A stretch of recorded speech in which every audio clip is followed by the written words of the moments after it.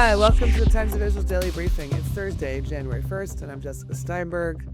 Happy 2026. I am speaking today with political reporters Sam Sokol and Ariela Karmel. Hello, good morning to you Hi, both. Jessica. Morning, Jessica. Hi there.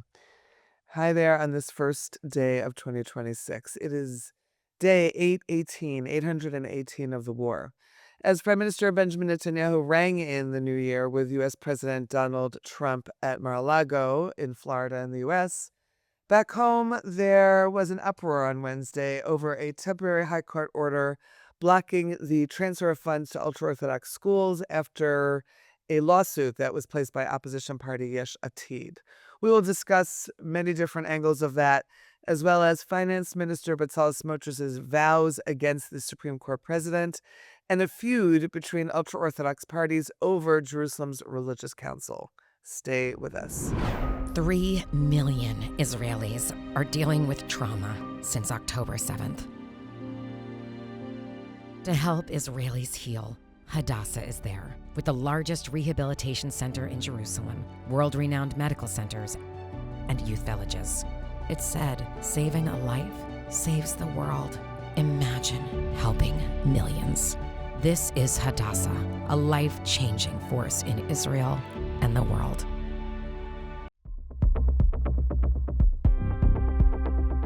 Okay, Sam, let's start with you unpacking this temporary high court order blocking the transfer of funds to ultra-Orthodox schools. Basically, the High Court of Justice issued this order that blocked the transfer, but it came in response to a petition that was submitted by Yesh Atid lawmakers. I'm sure you have more details to add to that, just that piece of it. And you worked on this with Ariela and with Jeremy Sharon. So take us through the first bits of this. Take us through the background that led up to this, please. Yeah, so last week, the Knesset Finance Committee approved the transfer of over $1 billion shekels to ultra-Orthodox schools from basically leftover money from the state budget. It was part of a large series of last-minute budget transfers happening in the committee, and they approved about $247 million, 786 million shekels, to two school networks affiliated with the ultra-Orthodox Shas and United Torah Judaism parties. Another 136 million shekels, $43 million, to other Haredi schools, which in theory teach about 75% of the state set core curriculum, but in practice often don't. And an additional 151 million shekels, $47 million, to Talmud Torahs, which don't teach the core curriculum. And at the same time as all of this money was approved, the committee also rejected additional funding to hire more school inspectors at the Education Ministry to ensure that the schools receiving the funds are actually teaching the subjects that they're required to. Now, this has been, for a long time, a large problem in Israel, in that Haredi schools often do not teach math, science, English, or teach them, to such a basic degree that they might as well not teach them, meaning that graduates of these systems are not equipped educationally to do anything but, very low-level work. It's been a very big problem economically. They certainly can't go to university even if they were going to, and they can't apply. They can't go into professions that would require any kind of educational background. Exactly. So when this happened, Yesh Atid objected, and they basically claimed that the committee had circumvented legal restrictions, both Israeli law and decisions, legal positions taken by the Attorney General's office, etc., that have often been overlooked or ignored. And they accused the government of corruption, saying that it's using public money as a bargaining chip and political bribery to solve coalition problems. So they went to the High Court and basically said this transfer is illegitimate, it's illegal, and demanded an interim injunction right away because this happened right before the new year. So, they wanted to make sure that before this money was transferred in a last-minute end-of-year transfer, that the court would get involved. So the court came in and said, we're granting you this interim injunction. Within a day, the court basically said, you have, the government has by tomorrow morning to respond. The government responds, and then the court the next day comes out with this ruling basically saying we're going to hold a hearing in 8 days. In the meantime, all of this money is frozen. The Yesh Atid celebrated this, obviously, from their perspective as a huge win, and the Haredim, echoing the same sort of rhetoric we've heard around enlistment, rulings on enlistment, canceling draft exemptions, etc., basically accused the judges of waging a war against the ultra-Orthodox community. I believe that what they said here was they called it anti-Semitic harassment, holding the Haredi public hostage, and declaring war on the entire community, as Ariela put it in her follow-up article yesterday. So this is, I think it's not just an argument, I think, over a specific transfer of funds, a one-time transfer, but I think this has the potential to be a foundational case in the way that last year's case on Haredi enlistment was foundational, in that this could force the court to actually look at the way taxpayer funds are being used in the Haredi education system. And if the court decides to pursue this in this way, to reach a potentially broader ruling regarding the entire setup that we have with the Haredi educational system. I'm loath to engage in prognostication, but that is a potential here. Okay. Ariela? To me, it looks like there's sort of two things that are happening here.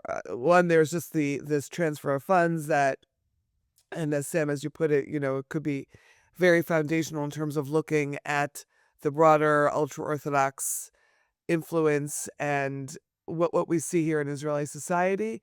And there, of course, is the High Court, how the High Court reacted. Take us through what you were reporting on in this larger story. So I was writing about the really expected and predictable fury that this ruling elicited from the ultra-Orthodox community, which Sam discussed. So there's this very purposeful weaponization of the language surrounding hostages and the role that has held in Israeli society, and weaponizing it in the discourse surrounding the regulation of the draft around yeshiva students, and as well as funding for yeshiva students in the entire Haredi educational system. So it's very inflammatory language, in addition to, like Sam said, actually accusing this ruling as representing anti-Semitic harassment. And I think the Shas party said actually that they were calling upon all global Jewry to rise up against this anti-Semitism, which is an interesting remark. We'll leave it at that. Remark. Especially after Bondi Beach. Right. This is the true anti-Semitism. It's oversight over public funds. Comparing it, in essence, to... Right. This is right. So this oversight of public funds is they're comparing it to a terrorist attack in Australia. And look, the thing to note too is that this isn't unique language. This is the type of rhetoric that Haredi leadership always uses in regards to feuds that they have with secular parties, with the courts. And like you've said, it's part of a much larger, wider internal coalition feud between the various parties, although some of the Haredi parties left the coalition, which is a whole other aspect of this debate, which is funny. Right. But it's also part of this much wider feud, which we'll talk about later, between the government and the courts. And so the ultra-Orthodox leadership was also very much playing to that in their commentary and framing this as part of that larger fight and framing the courts as anti-democratic and not actually interested in safeguarding the well-being of Israeli citizens. I would Sam? add to that one of the things that we've been hearing in arguments over budgets lately from the United Torah Judaism Party has been this argument saying if they're not getting what they want, you're violating your coalition agreements with us. In our coalition agreements, we were guaranteed A, B, and C. The thing to keep in mind when you're hearing that is that United Torah Judaism left the coalition over the summer. So United Torah Judaism is essentially saying we are taking our ball and going home, but you still have to play by the rules we agreed, even though we don't. So, Even though we're not Right. there. yeah, exactly. We left, but you still have the same obligations to us regardless of But what at the we do. same time, the government has been trying to pass at the last minute all of these transfers to appease the Haredi parties in the hopes that they can convince them to support their 2026 budget. Because if that doesn't pass, which it still hasn't yet, the government could face potential collapse. And right now, the Haredi parties are saying that they won't support the budget so long as a draft regulation bill for yeshiva students isn't passed. And that was the whole impetus for UCJ leaving the coalition in the first place over the summer. Yeah, I mean, I think it's important to note on that. Sorry to drag this topic out, but you know, There's a lot to say. we very often will see the Haredim threatening to vote against the budget. This is not something new. But even though we've seen the Haredim even threaten to vote to dissolve the Knesset over the enlistment thing, demanding that the enlistment exemption bill be advanced, it's very unclear whether the Haredim would vote against the budget. They're much more likely to vote to dissolve the Knesset after the passage of the budget, because the fact is that a very high priority, maybe one of the highest priorities for the Haredi party, has always been these budget transfers. And if they are unable to bring home the bacon, so to speak, Right. I guess the fake Yikes. kosher bacon, Yes, then the fakin', you the know, fakin'. the fake, and then what are they doing in the Knesset? That's sort of the thinking. So take these threats with a grain of salt. They very well may take down the government, but I think ultimately they'll probably vote for the budget. Right, ultimately, because they need the funds. So, okay, so to wrap this up for the moment, we haven't, January 8th is when we will presumably next find out what the next step is, or are we going to be hearing more about it before then, because there's obviously more to say? I think there's going to be more politicking around this, but we're not even going to know necessarily the next step on the 8th. The 8th is a hearing. That doesn't mean that we're going to get any sort of necessarily any sort of ruling, though I can't imagine, given the limited time frame that we're operating with in terms of budget transfers, and that it'll be dragged out for too long. Right. Okay. All right. Let's go to a break. And when we're back, we will sort of stick with High Court and coalition politicking, this time around Finance Minister Bezalel Smotrich. So stay with us. What if prayer doesn't work? This question strikes us as a distinctly modern one, an outgrowth of the slow disenchantment of the world. But in truth, the question is an old one, and one given space to breathe here. Welcome to Thoughts and Prayers. I'm your host, Jessica Fisher. Join me on a deep exploration of the relationship between religion and modernity through personal stories, classical texts, and conversations with leading rabbis, scholars, and educators. You're almost not supposed to be doing this interview. Our prayers accumulate on God's doorstep, piled outside like an unimaginably tall stack of letters. We cannot give up on the relationship because God doesn't come to the door as quickly as we may like. So let's keep knocking. Perhaps the gates of compassion will be opened. Join us every week on Thoughts and Prayers, wherever you get your podcasts.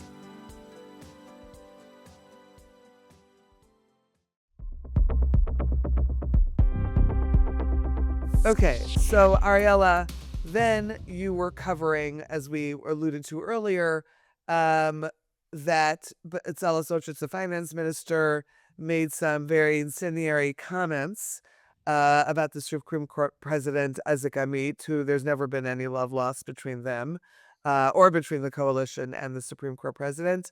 But he vowed to, quote unquote, trample the Supreme Court President, which then drew criticism from the other side of the political lines, from opposition lawmakers.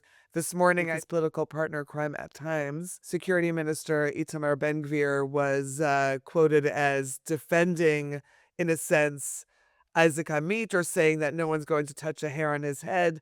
But tell us what we're looking at here. In other words, it all seems, as we noted earlier, all seems part of the same mess, in a sense, this morass of criticisms. So he made these remarks on Monday to reporters at the Knesset prior to a party faction meeting, which are held every Monday. And he was speaking about Isaac Amit and specifically following the court ruling, which had happened the day prior, freezing the government decision to shutter Army radio.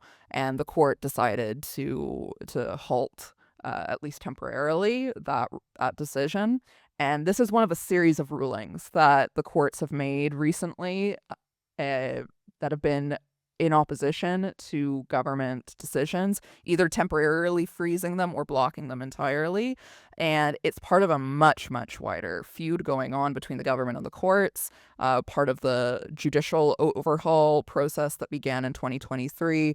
And up until today, there is a massive collision course that the government and the courts are on. And so that was the context in which Smotrich was speaking. And he said about Amit that this is someone who is stealing democracy from the Israeli people, and he called him a violent megalomaniac. I think the part that was the most spoken about afterwards and most criticized was that he vowed to trample upon him, which doesn't perhaps translate as well into English, but you could translate it into a few different ways. What was the word in Hebrew? Shenidros oto. Right. Like to crush him, to trample upon him, we'll stop him. To walk all over Yes. him. But it's Right. kind of, it's physical, it's violent imagery. He, of Physical. course, has said, Right. of course, I didn't mean this in a violent way. Of course, I wasn't suggesting anything violent. But in Hebrew, it isn't passive terminology. And so he said this, and it resulted in a huge amount of criticism from opposition lawmakers who were accusing him of incitement, and the courts, which first the judicial authority responded, and the judicial authority represents the Supreme Court, the High Court. And then Amit himself responded later on and said this clearly crossed a red line. And Smotrich has since entirely doubled down on these remarks in subsequent interviews and said there's no other language that I could possibly use in this regard. And his friends in government, other ministers in the government, Shlomo Kari, the communications minister, and Amichai Shikli, the diaspora affairs minister, have not just supported and endorsed his remarks, but they've called on the government to openly defy court rulings that seek to freeze or halt government decisions in the spirit of what Smotrich has said. So I think that is actually the key thing here. It's not even so much the suggestion that Smotrich is inciting violence against the High Court president, which, of course, that in of itself is very alarming. But unfortunately, it's not something that is so rare in the rhetoric of the Israeli government. But I think what is even more pertinent is the idea that the government will just openly, explicitly seek to defy court rulings, and in that way render the courts completely illegitimate because they've been unable to neuter the power of the courts through other processes. So, and this is something that we've already started to see. It's not that the government is in lockstep. Right. This is not news. No, but it's very public and Right. it's very open. So I think that is definitely something to watch. But here's a question I have for you and for both of you, really, is so, but now we also have the High Court playing their role in all of this, which of course they have, you could say they have all along, But do both of you feel in looking at these two stories that the High Court was also making sure to do what they could or play a more, perhaps emphasize their abilities in this ongoing tangle? I mean, I suppose that the criticism that supporters of the government and the government has made is that the courts are taking away the rights and the abilities of elected officials, and they're trying to uh, ass- assert that power that they don't have the right to. Most of the people speaking about this don't have any legal education or legal backing, including the finance minister and the communications minister, by the way. And I think it goes to the heart of the debate that has been waged in Israel for the last several years, and that is how Israel's electoral and democratic system functions. And the argument that the government has made is that the courts possess too much power. Supporters of the court say that the issue with this is, of course, that there are no other real checks and balances on the government. So, especially because the executive and the legislative branches are fused, we have no second house. There's no House of Representatives and Senate the way that there is in the United States.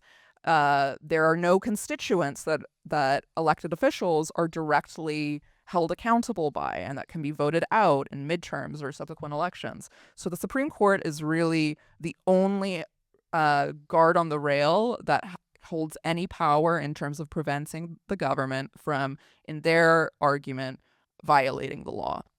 And so in all of these cases and all of this legislation that has been passed recently, the courts argue that they are illegal.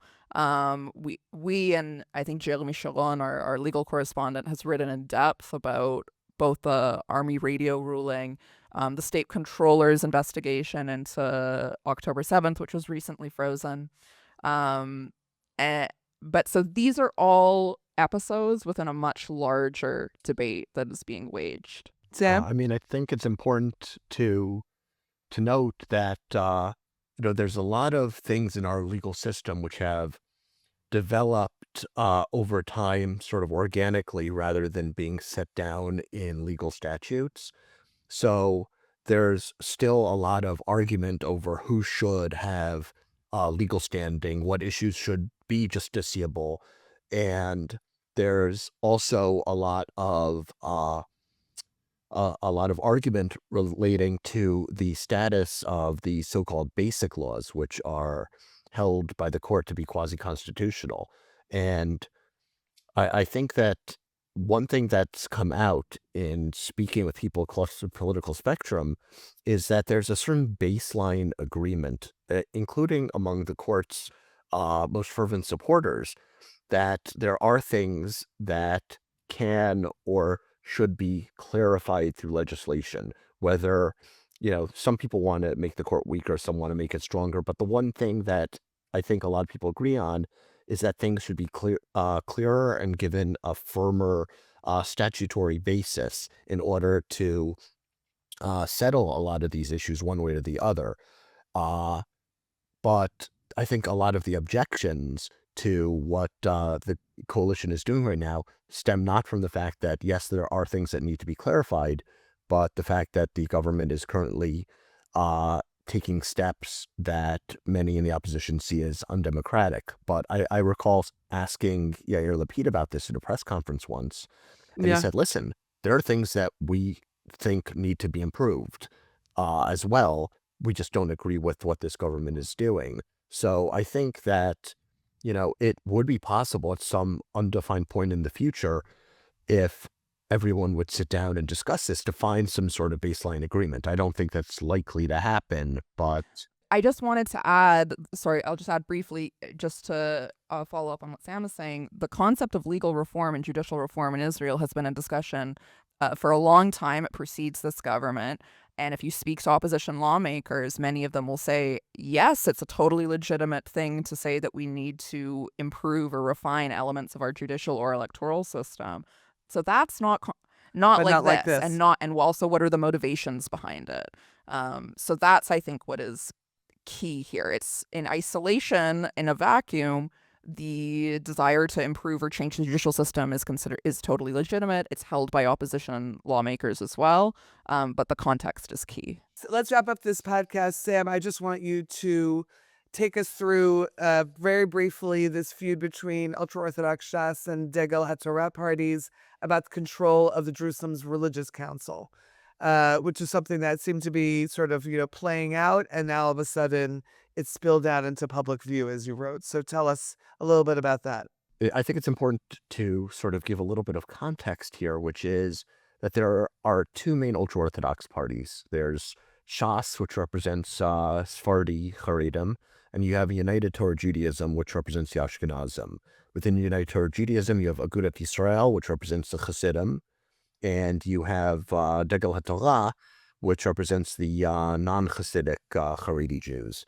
And Degel HaTorah and Shas have entered into a very public fight recently over the appointment of religious officials. Every municipality and regional council has a religious council which deals with religious issues, everything from the upkeep of mikvahs to overseeing kashrus through the Rabbanut. And the Shas party has always seen control of the religious bureaucracy as key to maintaining its political influence. It's much less with United Torah Judaism, but with Shas, it's been a very important part of their strategy. And United Torah Judaism has traditionally, except in very localized cases, been content to allow Shas to try to take these jobs and create patronage networks. And one place that's an exception to this is Jerusalem. In the capital, the majority of Haredim are more UTJ voters than Shas voters, and there's a lot of money and power and influence. And this is where the Haredi elites live, in Bnei Brak and in Jerusalem. So control of the religious council in Jerusalem is very important. Now, there's an opening for the head of the council. So in Jerusalem, the United Torah Judaism party, specifically Degel HaTorah, wants to put its own person in charge. Shas feels that this position, by right, belongs to them. And this argument has really spiraled to a national level, with United Torah Judaism actually trying to hold up transfers of money to the Religious Services Ministry, a key Shas priority to put pressure on the government not to give this position to Shas. And in return, Shas has accused Degel HaTorah of joining in with the religion haters of the opposition to fight the ultra-Orthodox public. And the two parties have been trading barbs over this publicly in recent days. And I think this is important because, one, it highlights the degree to which the religious bureaucracy in Israel is used as a patronage network, as a source of jobs and influence. And two, it highlights just how divided the ultra-Orthodox are politically. We've also seen this on the, I'll close with this, we've also seen this on the enlistment issue, where we've seen gaps open up between the various ultra-Orthodox factions on, how to advance legislation to exempt yeshiva students. So I think this is something we're gonna see more of, going forward. Presumably, it could also play into the in-battling that takes place in the Knesset as well, in terms of coalition politics, I imagine. Well, this Those is who are something still that in the happened. coalition. Right. Yeah, one thing that we saw earlier this week was Degel HaTorah saying it would begin boycotting votes in the Knesset as a way of creating pressure to get this position in lieu of Shas. Interesting. Okay. All right. Wow. Sam and Ariela, thank you so much. It's been completely enlightening to have you take us through all of this. And I'm sure it will be very different the next time we speak, because that's usually how it is. Same and different at the same time. Thanks so much, Jessica. Oh, yeah. Sure. Thanks to you. And thanks to you for listening to the Times Visuals Daily Briefing. We'll be back again tomorrow with another installment. This episode is produced by the Podwaves As always, you can feel free to recommend us to other listeners and rate us wherever you find your podcast. Until next time, Happy New Year, happy 2026. May it be a better year, and we'll speak to you soon.